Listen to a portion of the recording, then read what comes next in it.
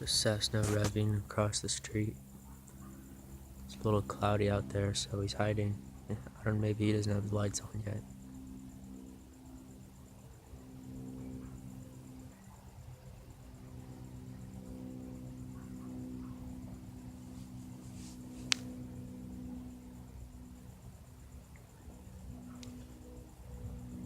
Ardent supporter of Saul attacks, unless it's his family or people he likes, or Father's Day, Christmas, New Year's, or the Super Bowl.